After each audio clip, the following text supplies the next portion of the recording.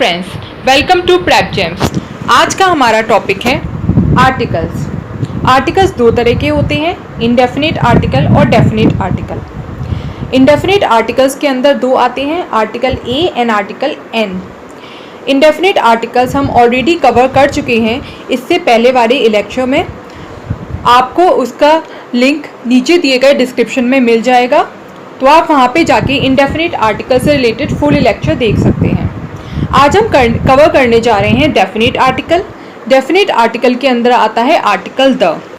तो अभी हम देखने जा रहे हैं rules relating to definite articles, ठीक है। तो सबसे पहला रूल है यूज बिफोर समथिंग स्पेसिफिक, ठीक है।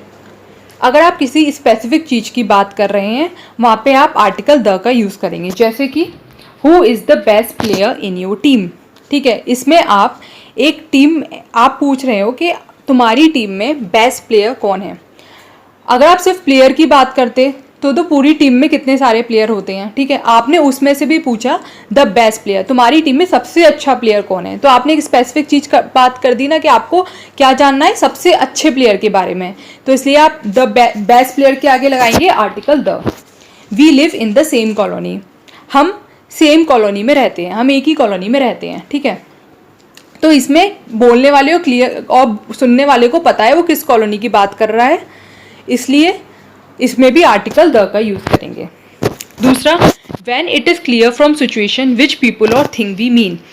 जब कोई सिचुएशन ऐसी हो कि आपको पता हो कि आप किस वस्तु और किस पर्सन के बारे में बात कर रहे हैं, तब आप आर्टिकल द का यूज़ करेंगे। जैसे could you please pass the salt. जैसे कि आप किसी डिनर के लिए कहीं गए या आप अपने घर में डिनर कर रहे हैं, तो टेबल पे सॉल्ट रखा है, तो आप से सॉल्ट दूर है तो आप किससे बोलते हो कि वो सॉल्ट पास कर दे। तो आपको पता है वो जो टेबल पे सॉल्ट रखा है आप उसकी बात कर रहे हो। जब आपको पता है आप किस चीज़ की बात कर रहे हो, सॉल्ट की बात कर रहे हो, वो भी उसकी आपको लोकेशन भी पता है कि भैया ये टेबल पे सॉल्ट रखा है, आप ऐसे हाथ करके बोलोगे वो सॉल्ट पास कर दो, तो फिर उस केस में हम आर्टिकल द का यूज़ करेंगे। तो सॉल्ट के आगे द का यूज़ किया क्योंकि हमें पता है वो सिचुएशन ऐसी है कि मुझे पता है मैं किस सॉल्ट की बात कर रही हूँ। आगे बढ़ते हैं, यूज विद सुपरलेटिव डिग्री, ठीक है। जैसे कि जहाँ कहीं भी सुपरलेटिव डिग्री यूज़ होती है वहाँ पे हम आर्टिकल द का यूज़ करते हैं। जैसे the best, the biggest, the brightest, the most difficult. जैसे सुपरलेटिव डिग्री, जैसे बिग की बात करते हैं तो बिग, बिगर, बिगेस्ट। तो बिगेस्ट हमारी हाईएस्ट डिग्री हो गई, ठीक है। तो इसलिए मैंने उसके आगे द आर्टिकल का यूज़ किया। ब्राइटेस्ट, अब कैसे यूज़ करते हैं, ब्राइट, ब्राइटर, ब्राइटेस्ट। तो ब्राइटेस्ट हमारी हाईएस्ट डिग्री हो गई, इसलिए मैंने उसको आगे आर्टिकल द का यूज़ किया। डिफिकल्ट को कैसे करते हैं, डिफिकल्ट, मोर डिफिकल्ट और मोस्ट डिफिकल्ट। मोस्ट डिफिकल्ट मतलब हाईएस्ट डिग्री, सुपरलेटिव डिग्री, इसलिए मैंने द आर्टिकल का यूज़ किया।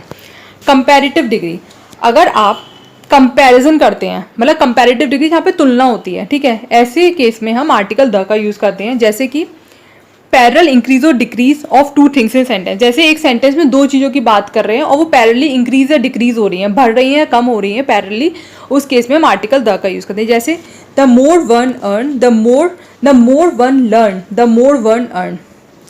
जितना आप सीखोगे उतना आप कमाओगे, मतलब सीखना और कमाना पैरेलली चल रहा है, ठीक है। आपका सीखना और आपका कमाना संग के संग पैरेलली इंक्रीज हो रहा है, ठीक है। तो इसलिए इसमें दोनों the more one earn, first sentence में भी द लगा, मतलब फर्स्ट पार्ट में भी द लगा मोर के आगे, और जब द मोर वन अर्न जो सेकंड पार्ट है उसमें भी मोर के आगे द लगा। आगे बढ़ते हैं, it is use to talk about people और things we have already mention. व्यक्ति या वस्तु का पहले से उल्लेख किया गया हो। जैसे कि आपको पता हो, आपको पहले से ही किसी व्यक्ति या वस्तु के बारे में आपको कुछ ऐसे सेंटेंस दिए हो, आपको पता चल गया हो कि किस व्यक्ति या वस्तु की बात हो रही हो, तो जब आपको पता है तब उसमें आप आर्टिकल द का यूज़ करेंगे। जैसे कि she got 2 children, a girl and a boy, the boy is 8 and the girl is 10। तो इसमें first sentence she got 2 children, a girl and a boy, उसके 2 चिल्ड्रन हैं, अब एक लड़की एक लड़का। तो आपको फर्स्ट सेंटेंस में पता चल गया कि ये जो आगे बोला जाएगा वो इन्हीं लड़के लड़कियों की बात की जाएगी। फिर उनके बारे में जब बोला गया the boy is 8 and the girl is 10, तब आपने आर्टिकल द का यूज़ किया, क्योंकि आपको पहले सेंटेंस से पता चल गया था ये किस लड़की और किस लड़के की बात कर रहे हैं। तो सेकेंड टाइम जब उनकी एज बताई है तो आपने आर्टिकल द का यूज़ किया। Adjective to refer to a group of people, ठीक है। जब एडजेक्टिव किसी ग्रुप ऑफ पीपल को रेफर करें, जैसे कि द होमलेस पीपल, ठीक है। अब इसमें पीपल में भी वो लोग की बात हो रही है जिनके पास घर नहीं है, जो होमलेस हैं, तो उसके आगे हमने आर्टिकल द का यूज़ किया। द एल्डरली पीपल, वह पीपल जो कि बुजुर्ग हैं, बुजुर्ग लोगों की बात हो रही है, तो उस केस में हमने आर्टिकल द का यूज़ किया, क्योंकि ये ग्रुप की बात कर रहे हैं। एक वो लोग जिनके पास घर नहीं है और एक वो लोग जो कि बुजुर्ग हैं जिनकी एज ज़्यादा है, तो उस केस में हमने आर्टिकल द का यूज़ किया। ठीक है, in comparison to a historical और इम्पॉर्टेंट पर्सन। देखिए, अगर हम नॉर्मली किसी के नाम की बात करते हैं, जैसे कि अरविंद, हरीश, श्याम, तो उस केस में हम आर्टिकल द का यूज़ नहीं करते हैं। हम नॉर्मली उस व्यक्ति के बात करना स्टार्ट करते हैं, उसके आगे आर्टिकल द का यूज़ नहीं करते हैं। लेकिन कभी कभार हम किसी व्यक्ति के अंदर कुछ ऐसी खूबियाँ होती हैं जो किसी एक इम्पॉर्टेंट पर्सन से मैच कर रही होती हैं। जैसे कि आपकी क्लास में कोई लड़की है, वो बहुत सुंदर है, ठीक है, तो आपको लगता है कि यार वो तो कोई ऐश्वर्या राय जैसी दिखती है, तो आप क्या बोलेंगे? She is the Aishwarya Rai of our class. ठीक है, तो इसमें आपने क्या किया, उस लड़की को कंपेयर किया ऐश्वर्या राय से। ठीक है, तो इस केस में हम ऐश्वर्या राय के आगे जो वो हिस्टोरिकल पर्सन होता है उसके आगे आर्टिकल द का यूज़ करते हैं। तो मैंने क्या लिखा, she is the Aishwarya Rai of our class, और वो भी हमने स्पेसिफिक कर दिया कि मेरी क्लास की ऐश्वर्या राय है, तो मैंने द ऐश्वर्या राय लिखा। ठीक है, अब देखिए, वैसे ही अगर कोई और भी पर्सन है, जैसे कि हम कहते हैं राम, श्रवण कुमार, हरिश्चंद्र, इन सब लोगों को हम जानते हैं और इनकी हर एक स्पेसिफिक क्वालिटीज़ भी हैं। जैसे राम की अलग क्वालिटी है, श्रवण कुमार हिस्ट्री में अपनी क्वालिटीज़ के लिए फेमस है, हरिश्चंद्र अपनी क्वालिटी के लिए फेमस है।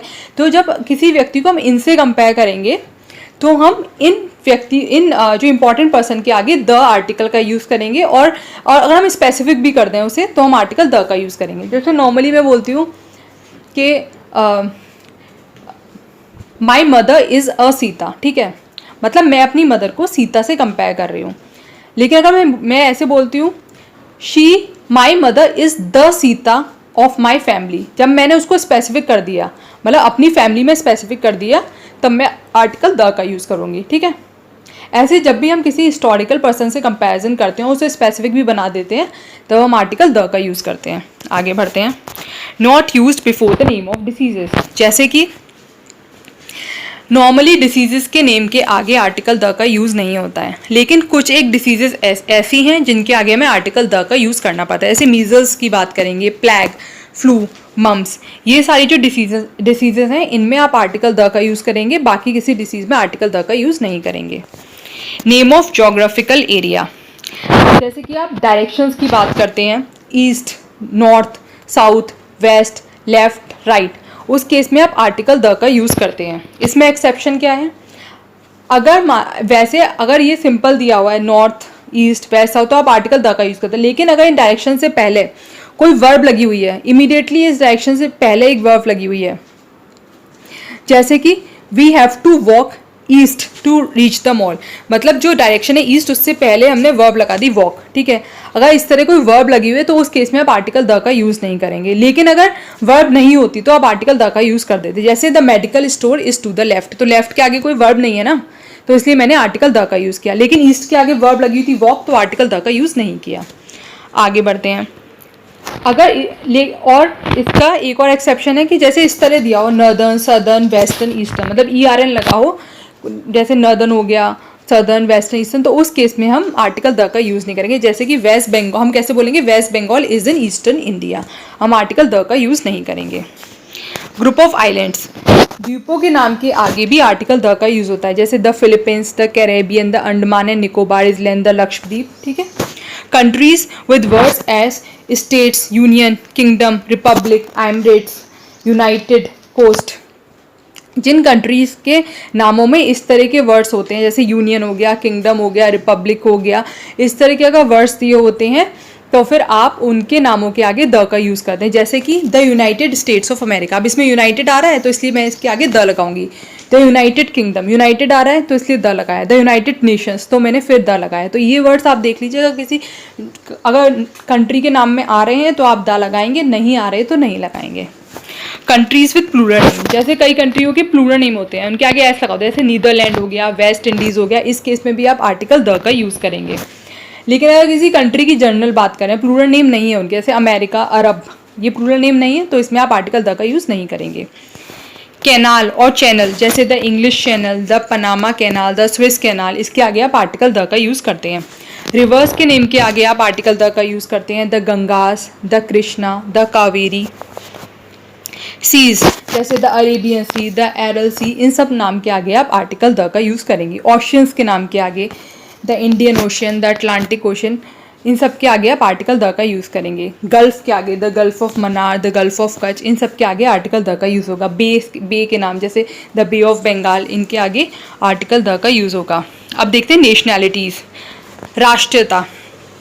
जो आप किसी की, जैसे इंडिया में कोई रह रहा है तो उसे आप इंडियन कहेंगे, जापान में कोई रह रहा है तो उसे आप जापानीज़ कहेंगे, जर्मनी में कोई रह रहा है तो उसे जर्मन कहेंगे। तो जब आप राष्ट्रीयता की बात करते हैं तो उसके आगे आर्टिकल द का यूज़ होता है, ठीक है। लेकिन जब आप लैंग्वेज की बात करते हैं, किसी देश की भाषा की बात करते हैं, तो उस केस में आर्टिकल द का यूज़ नहीं होता। तो याद रखिए, नेशनैलिटी, राष्ट्रीयता के आगे आर्टिकल द का यूज़ होगा और भाषा के आगे नहीं होगा। अब कई लोग कंफ्यूज हो जाते हैं, कभी कभी जो नेशनैलिटी होती है और भाषा का नाम, लैंग्वेज का नाम सेम हो जाता है। जैसे कि हम जापान की बात करें तो वहाँ पे रहने वाले को भी जापानीज़ कहते हैं और वहाँ की भाषा भी जापानीज़ होती है, ठीक है। तो उस केस में आप कंफ्यूज हो जाते हो। तो आप सेंटेंस से समझिए कहाँ पे क्या है। जैसे हम बोलते हैं द जापानीज़ स्पीक जापानीज़, तो पहला जो वर्ड है द जापानीज़, जो पहला जापानीज़ आ रहा है उसमें वो उसकी राष्ट्रीयता की बात कर रहा है कि वो जापान में रहता है, वो जापानीज़ है। और दूसरा स्पीक जापानीज़, ये उसकी लैंग्वेज है। तो फिर इसलिए जो हमने पहला यूज़ किया द जापानीज़, क्योंकि ये नेशनैलिटी की बात कर रहा है तो मैंने द लगाया। सेकंड टाइम ये उसकी लैंग्वेज की बात कर रहा है, इसलिए मैंने द नहीं लगाया। तो सेंटेंस बना the Japanese speak Japanese. Mountain ranges में भी द का यूज़ होता है, जैसे द हिमालयास, द अरावलीज।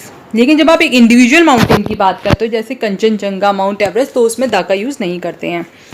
और not use before the name of waterfall, waterfall के नेम के आगे भी द का यूज़ नहीं करते हैं। प्लूरल फैमिली नेम्स, जैसे कि आप किसी फैमिली को उनके प्लूरल फैमिली नेम्स मतलब होता है उनके सरनेम, ठीक है। आप किसी फैमिली को उनके सरनेम से जानते हो, फैमिली को जानते हो, लेकिन उनको ऐसा रेफर एक पूरे, जैसे हम कहते हैं बच्चन्स, हम कहते हैं बच्चन्स, तो द बच्चन्स उनकी प्लूरल फैमिली के नेम के आगे द लगता है। जैसे द बच्चन्स, हम बच्चन्स को जानते हैं, वो फैमिली नेम जिसको आप जानते हैं। जैसे कि बच्चन, तो बच्चन में किसकी बात करूँगी, अभिषेक बच्चन, अमिताभ बच्चन, जया बच्चन, तो हम बोलेंगे द बच्चन्स, क्योंकि ये ऐसी फैमिली नेम है जिसको हम जानते हैं, ठीक है। और ये प्लूरल भी है, एक पूरे उनकी फैमिली को डोनेट कर रहा है कि बच्चन्स में सब आ गए, ठीक है। अब मैं कहूँगी द कपूर्स, कपूर्स में कौन आ गया, द कपूर्स ऑफ बॉलीवुड, ठीक है। अब इसमें कपूर्स में कौन आ गया, मैं समझ रही हूँ मैं किस कपूर्स की बात कर रही हूँ। जैसे हो गया करिश्मा कपूर, करीना कपूर, जो वहाँ के जो कपूर फैमिली है, रणबीर कपूर, जो कपूर की पूरी फैमिली है बॉलीवुड में, मैं उनकी बात करूँ, मैं उनके बारे में जानती हूँ और वो प्लूरल सरनेम है, तो उसमें बोलूँगी द कपूर्स, ठीक है। अब जैसे, अब जरूरी नहीं है कि आप इसमें कोई भी आ सकता है, बस आपको उन्हें जानना होना चाहिए। जैसे कि today I went to see a movie with Guptas, ठीक है। तो आप जो बोल रहे हो, आप उनके साथ मूवी देखें, तो आप गुप्तास को जानते हो, तो आपने क्या लिखा, द गुप्तास, क्योंकि वो गुप्तास एक फैमिली को डोनेट कर रहा है और आप उन्हें जानते हो, ठीक है। तो इसलिए मैंने जो फैमिली गुप्तास के आगे द लगाया, जिस फैमिली को आप जानते हो, बोल रहे हो, उसे जानते हो, उसके आगे हम द का यूज़ करेंगे। The Ambanis, the Jindals, the Mishra's.